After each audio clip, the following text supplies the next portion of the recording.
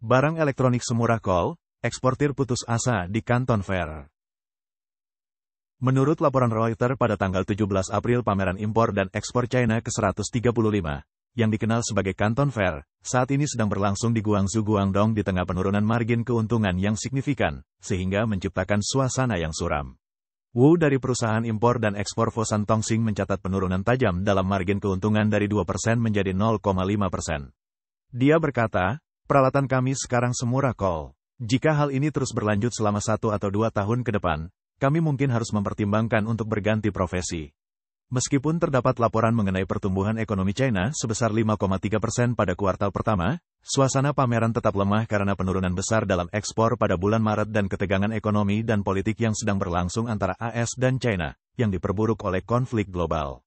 Pameran tersebut telah menyaksikan peningkatan pembeli asing sebesar 20% sejak Oktober lalu, namun sentimennya masih berhati-hati. Fan, seorang manajer produsen pemanas luar ruangan di Zhongxiu, melaporkan kurangnya optimisme di pasar Eropa dan Amerika Utara, dengan klien utama memotong pesanan sebesar 25%.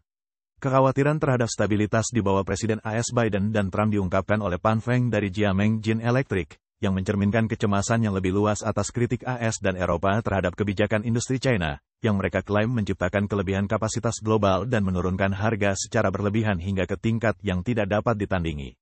Pada sidang Kongres baru-baru ini, perwakilan perdagangan AS Katrin Tai membahas tinjauan pemerintahan Biden mengenai strategi baru untuk mengatasi masalah dengan China, termasuk kemungkinan menerapkan sanksi perdagangan untuk melawan ancaman dari rantai pasokan China dan mengurangi ketergantungan AS pada impor China.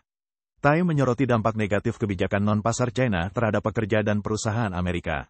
Pemerintah sedang mempertimbangkan untuk meluncurkan penyelidikan pasal 301 yang baru dan mengevaluasi kembali tarif yang ada untuk mencapai tujuan ini.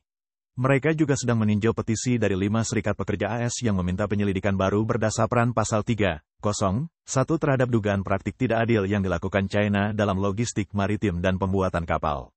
Menteri Keuangan AS Janet Yellen juga baru-baru ini memperingatkan Presiden China Xi Jinping tentang risiko global yang ditimbulkan oleh ekspor agresif China dan investasi dalam teknologi seperti kendaraan listrik dan panel surya.